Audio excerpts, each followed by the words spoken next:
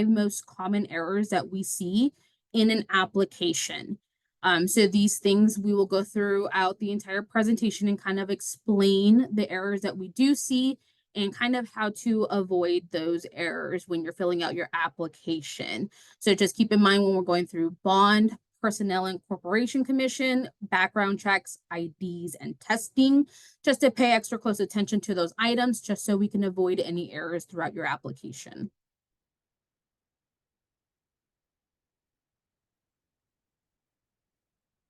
All right, everyone would have received this checklist in your email. If you have not, we do have it available on our website. It is a very, very important tool that we like to highlight. It gives you a good outline of the items that you need in order to have a completed application. Also, it guides you to the places where you'll get specific items taken care of, like your testing, background check, and items like that. So we do recommend you having this tool handy while you're going through the process.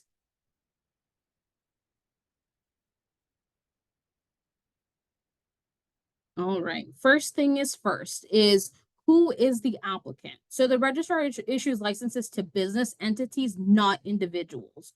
So your entity can be either a sole proprietorship or partnership, or a corporation or an LLC. So you'll first need to identify that what you're applying under, because whoever's listed on as the applicant is who has that license issued to. So if you choose to do a sole proprietorship or partnership, that is the name that is listed on your government issued ID. So when we issue your license, the licensee would be what is shown on your government issue ID. Same thing for partnerships. If it's two individuals as a partnership, that's what your entity would look like. Now, if you are applying as an LLC or corporation, first you must complete your registration with the Arizona Corporation Commission before you start that application process. Once you get that approved with Corporation Commission and your entity is in good standing, that is who the applicant would be, is what matches with Arizona Corporation Commission. In the application process, you do have the ability to add a DBA, or what stands for a doing business as. So upon issuance, you can only contract and advertise with the entity name that is registered to that license, unless you indicate a DBA on your application. So you can advertise, you can contract under it. It should be included within that application. It also must be included in your bond. It is not a must, but we do recommend you register that DBA with the Arizona Secretary of State, just for your own protection. So, you have that name registered to you. Just keep in mind when it comes to DBAs, it cannot reference anything that is out of scope of the license that you are working on. And even if you were to not do it during your application process, you do have the opportunity to add that at a later date, or change the one that you add on your current application.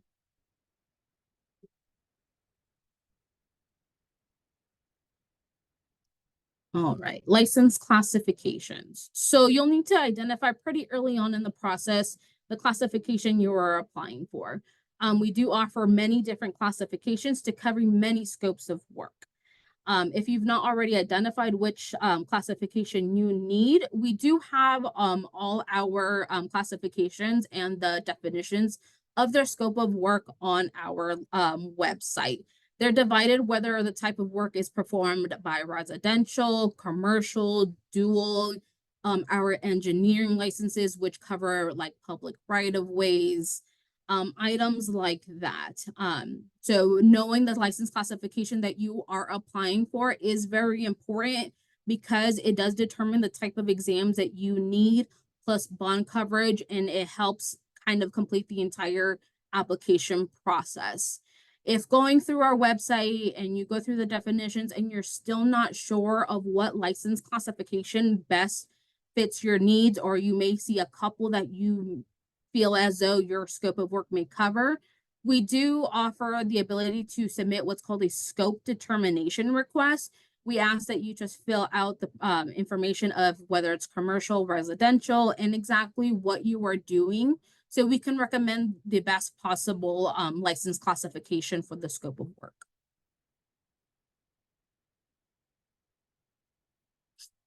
All right. So the qualifying party. So in the application, you must identify who the qualifying party will be for that license. That's the person who is regularly employed by the applicant and is actively engaged in the classification of work in which they qualify to be. So they must have the necessary experience and knowledge to perform that specific scope of work. In that application, whoever is that qualifying party, they'll be listed by full name that's on their ID. We will need certain information like their date of birth, social security. We do ask for a valid and legible ID. Any contact information such as address, email, phone number. They are required to complete a background check.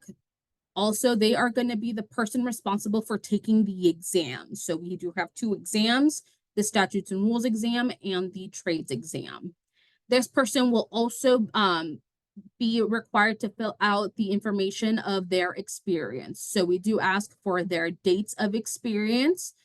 So how long they've been doing that specific scope of work, if they have had hands-on experience, supervisory experience, or possibly education experience, like if they went to some accredited college for construction management or anything like that. Also, they will be required to submit information of a reference, because we do reference checks. So at least 1 reference will be required within that application.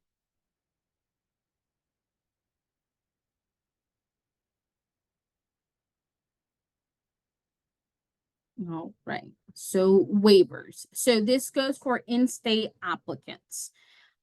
If you have already been on a license, you have the opportunity to waive the statutes and rules exam if in that new application, the qualifying party that is named has been on an active license within the last 5 years. So keep that in mind. It's a hard deadline of the last 5 years has to be the same exact qualifying party to possibly waive that statutes and rules exam.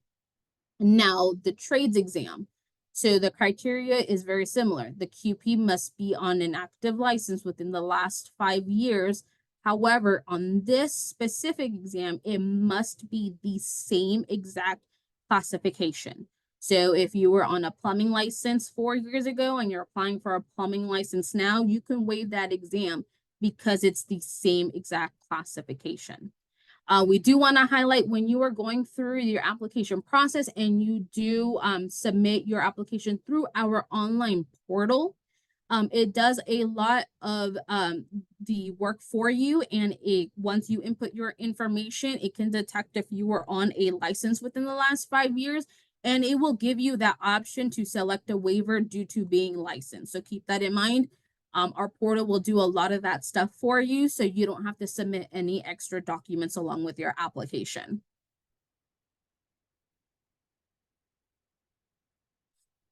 All right. Waiver. So we'll start with this by saying we do not pre-approve any waivers, especially when it comes to any out-of-state applicants. So one thing to keep in mind, if you're coming from out of state and you are licensed in another state, you cannot waive our statutes and rules exam. Even if the state that you are currently in, you took a test similar to it, every state does have different statutes, does have different rules and regulations. So that is one exam that would not be waived. Now, when we're looking at the trades exam, the exam specific to that scope of work, now we do have the possibility of waiving that exam. Now, same criteria goes, the qualifying party that is on that other license must be the same person who was applying here. Also, that license must be active within the last 5 years in order for us to consider that waiver. There are also a few things that we do contact that state for to verify, which is if the scope of work is comparable. So again, if you have a plumbing license in California and you come here for a plumbing license, the scopes of work would be comparable. Now, if you have an electrical license and you're trying to get a plumbing license here, those are two different scopes of work. So that would not be comparable. We do check to see if the qualifying party is listed in the same capacity, meaning that they are the ones who took the exams or have the experience. They qualified in that state to be that person in their state overseeing the work through that license. We do check the license history, such as any complaints, anything unresolved or outstanding. And we do verify through any state licensing board or agency that issued that license. Just keep in mind that that out-of-state license information should be provided at the time that you apply. We do have a form on our website, the out-of-state waiver form. Also, again, if you go through our online portal, it gives you the opportunity to input that information so you don't have to submit any extra documents.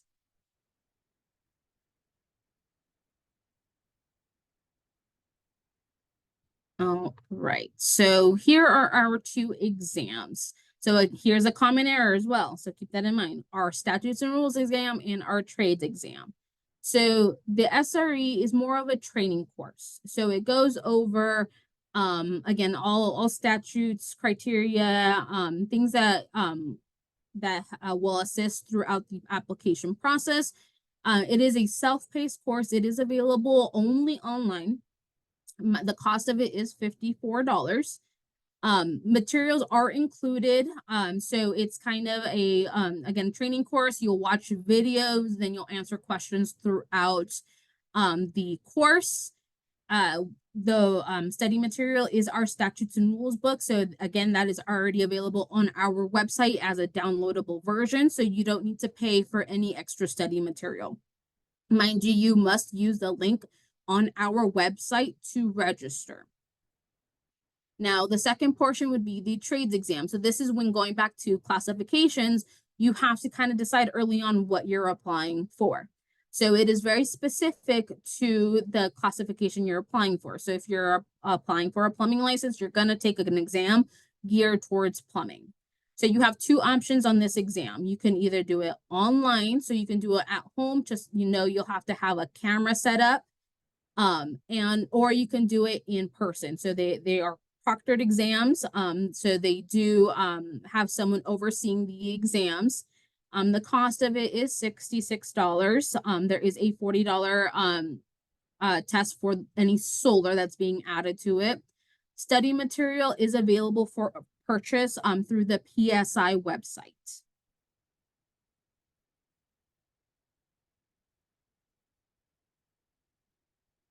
All right, so going through the trades exam. So we do have this tool on our website. It's called the PSI Candidate Bulletin. When you open up, it goes through every single classification. So it kind of gives you an outline of, the classification you're looking for. So for this example, we have the A engineering license. It explains the scope of work, the examination, how many questions there is, the time allowed, and it also breaks down the subject area of the exam, how many questions are pertaining to what exactly. So this is a good tool to use so you have a better idea of what to prepare for.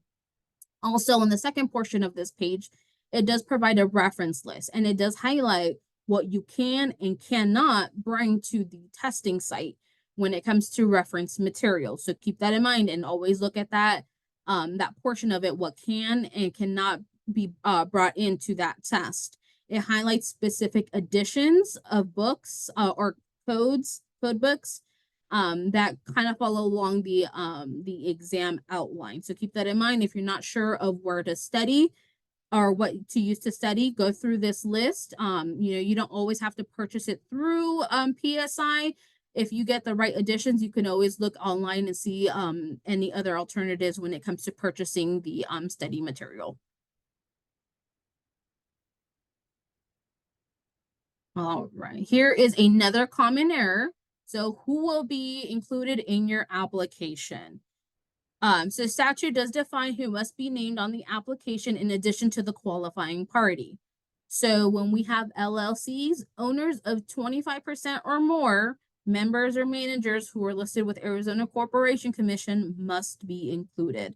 Now going on to corporations, same thing, owners of 25% or more on Corporation Commission, officers and directors who are listed. Each person must provide the following. They provide their full name, information like date of birth. They have to also submit a valid legible ID, their contact information such as address, email, phone number, the title. So who they are within that company. Are they a director? Are they a manager? Are they a member? Any ownership percentage that they hold of that company. Also, a completed background check. We cannot stress that enough. Everyone who is listed must have a background check. If you're never sure of who is going to be added on your application, go through Corporation Commission, look at the people who you have listed, and those are all the people that are required to be added to your application. And again, just to highlight, if you go through our online portal, it provides you that list. Once you link your business to your online portal, it tells you, hey, you have these people listed on Corporation Commission. So it's a nice reminder to know who you must include when you're on that portion of the application.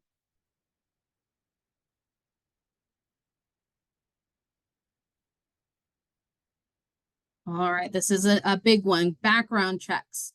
So as we stated, all persons must submit a completed background check with their application. The background check must be within 90 days of when we receive it.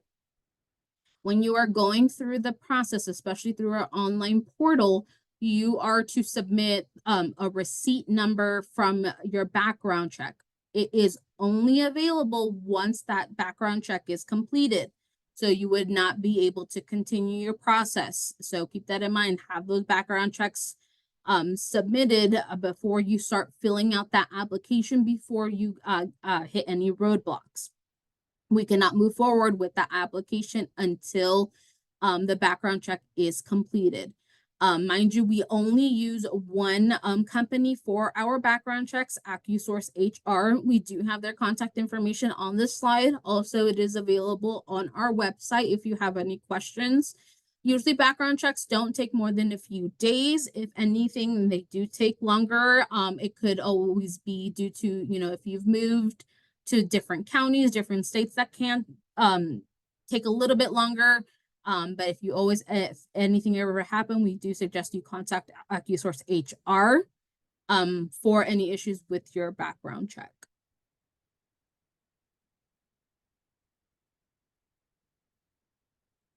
All right, workers' compensation. So if you have employees, any type of employee, you need workers' comp. There is only 2 exemptions that can possibly make you exempt from needing workers' comp. If it's a single member owning 100% of that business and they are also named the qualifying party, or if it is a 2-member and they must own 50-50 and one of them being that qualifying party. It can't be a 49-51. It can't be 100% and then it's a different person named as the qualifying party. In those instances, we will ask you for workers' compensation. Workers' comp is overseen by the Industrial Commission. So if you have any questions specific to workers' comp, such as policy information, coverages, and anything like that, we do highly suggest you contact Industrial Commission of Arizona.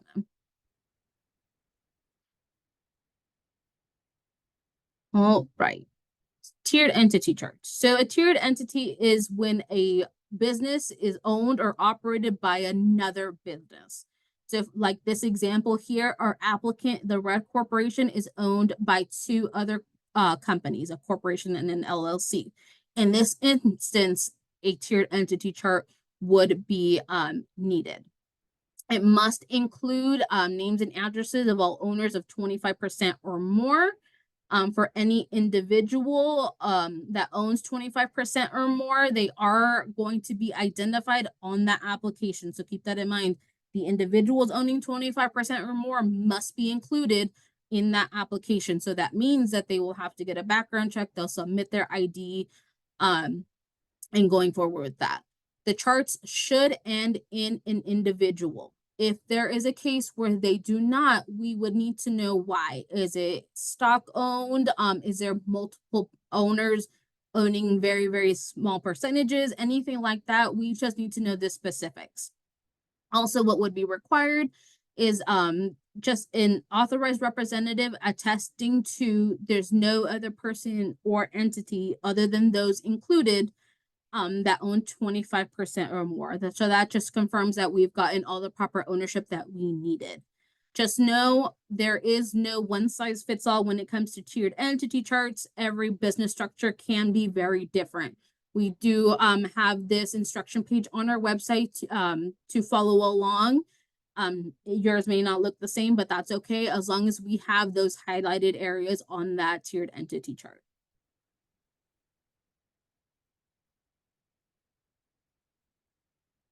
All right, this is going to be the big one, bonds. So bonds, I will say, is probably one of our most common errors when it comes to the application. So we do have three types of bonds. So our most common would be surety bond. It can be acquired by any company licensed to offer surety products. So instead of putting up the entire bond amount, you pay a premium just like car insurance. So you request specific coverage amounts, and then you would be paying them a premium. A cash bond, you would submit the full amount as cash or money order directly to the ROC. Now you have the certificate of deposit. That is a purchaser continuance, a renewable certificate that you get from any Arizona bank, credit union, anything like that that would offer a certificate of deposits. It would be assigned out to the ROC for bonding purposes. If you have questions regarding certificate of deposits, we do have those forms available if that is the route that you choose to go. So we do have minimum coverages based on the estimated volume of work. And again, that goes towards license classification. So this is why, going back to the beginning, knowing what license classification that you are trying to apply for will help you out through the whole process.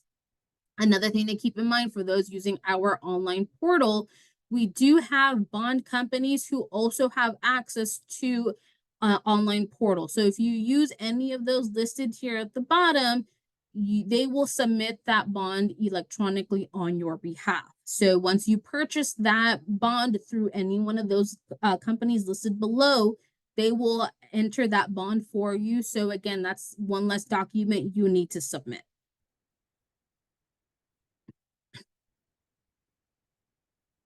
All right, what should your bond look like? So another thing to highlight is items on this bond should look exactly like this. We only have one form. So this is the form that our bond should come as. No other form would be accepted.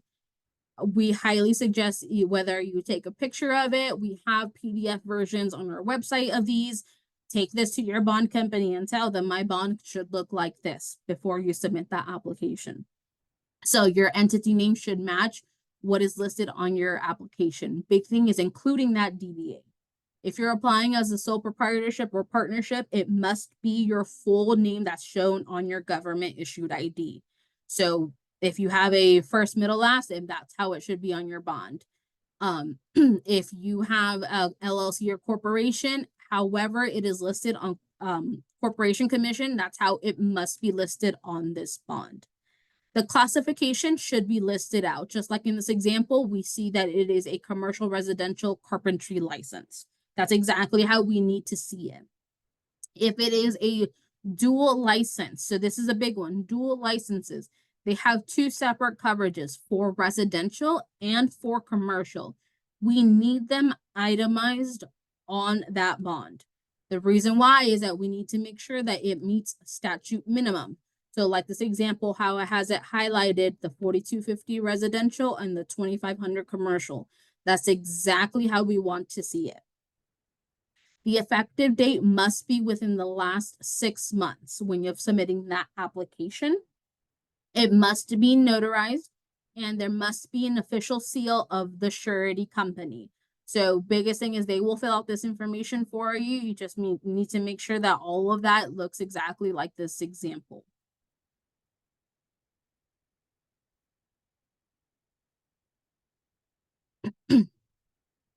All right, so disclosures. So all persons named on the application must disclose if they've ever been named on a license in any state that was either revoked or currently suspended, received any type of citation, or been convicted of contracting without a license in any state, or any felony conviction or pending felony charges that have not received a disposition yet.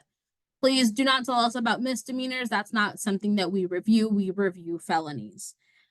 So keep that in mind when you submit any of these documents for anything that is being disclosed. We do ask for supplementary documents. So basically the series of events that happen. So what, especially for felonies, what you were charged of, when you went to court, everything that was resolved, any fees that were paid, that helps our legal team go through the process of reviewing these items quicker with all that information included all at once. There are other additional documents that may or may not be needed based on your circumstances. So solar warranty, they're only needed for certain classifications like electrical when you are doing any solar work. You do have the opportunity to cancel a license or put a license on inactive if you are currently licensed in Arizona when you are submitting this application. So keep that in mind. If you are canceling a license when you get a new one approved, it is a permanent action. It's canceled when a new license is issued and it cannot be reversed. License inactivation is a little bit different. It is a $50 fee. And it puts the license kind of like on a hold status for up to 5 years. So keep that in mind. We do have our last form, notice of disassociation. So that's used when a qualifying party from an existing license is removing themselves so they can be added to that new license that you are applying for. So again, this is just kind of based on everyone's specific circumstances, but keep that in mind. You can submit these along with your application.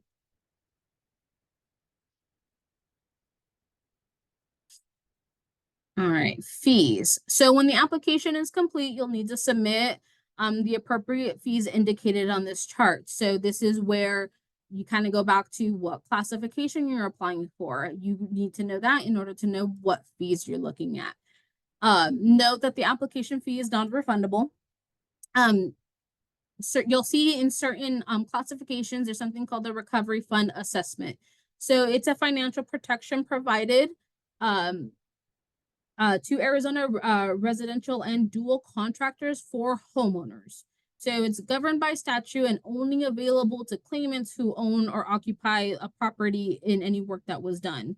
So that's again, if you only for residential. So that is assessed in that total. So it's no extra fee. You're already paying for it through your renewal or through your payment. Just know when you are renewing your license, that application fee is only a one-time fee. So when it's time to renew in 2 years, you do not pay that fee again.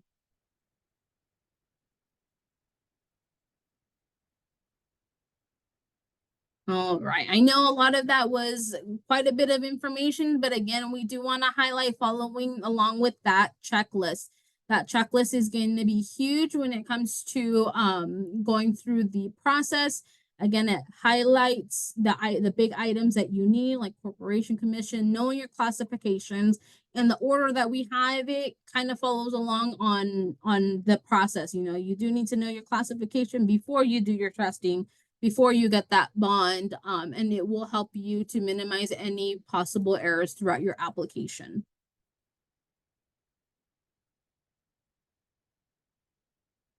All right, so we do have a couple different ways you can submit your license application. So again, we always want to highlight our online portal. It is fast, it's convenient. You will you can see the process through it once it is, you know, being reviewed. you would pay your fees online. And again, it does a lot if you are currently licensed or you've been licensed. It does a lot of that back end work for you of finding your information, linking your background check once it's completed. And you get to upload all your items that way. So when you upload your ID, you just take a picture of it and upload it. So we do want to highlight using that online portal. If the portal is not for you, we do have the opportunity. You can either drop off and make your payment in our office, or you can mail it in to our Phoenix address.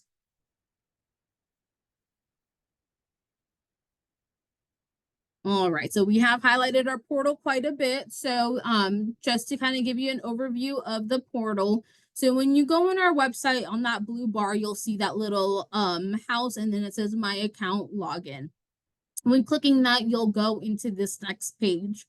So this is usually where you put in your login information. If you haven't created your account, it does give you that option of don't have an account, register here.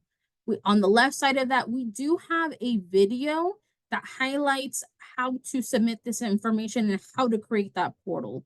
We do want to recommend watching that video a couple times or watching it as you're doing the process. It does help get you logged in.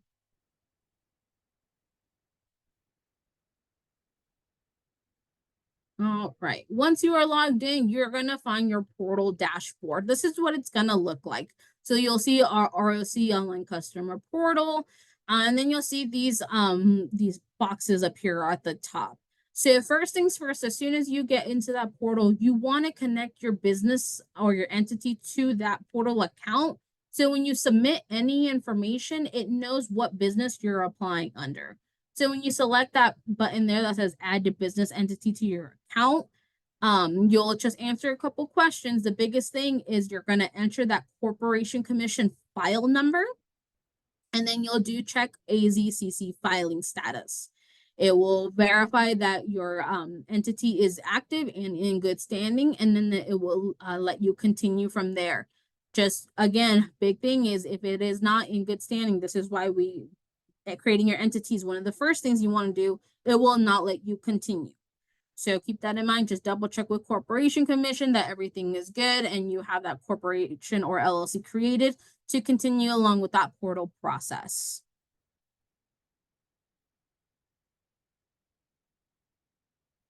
All right. So once you're logged in, you get that business entity set up and linked to that portal account. You'll see that entity type, your corporation commission number. And so you know that when what entity you have linked to that portal account. You'll see that nice button right there that says start new application. So that's where you'll get that process started. And then you'll start filling out your application, answering the proper questions, inputting people's information from there and going on through that. Just know once you create that and you get your license, this portal will help you maintain your license. You see that button right next to it, and it says renew and update. When it's time to renew your license, you'll have the opportunity just to go in there and pay your renewal fee as well. Also, any type of updates, whether it's address, your name, anything like that, all can be done through our online portal.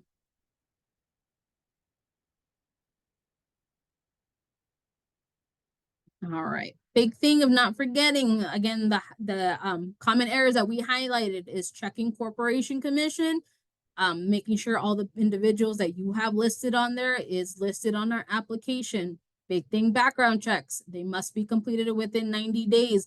You cannot move forward until that's completed. Anyone listed must have a valid legible ID within that application.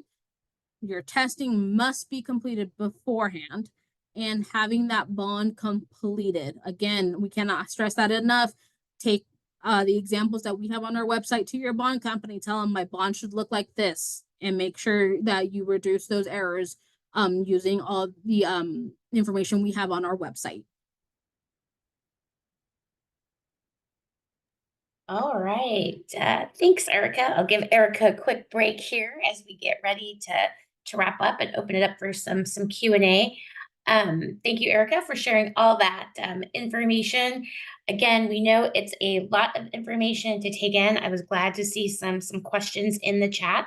So I am here just to remind you all to be on the lookout for a follow-up email from us.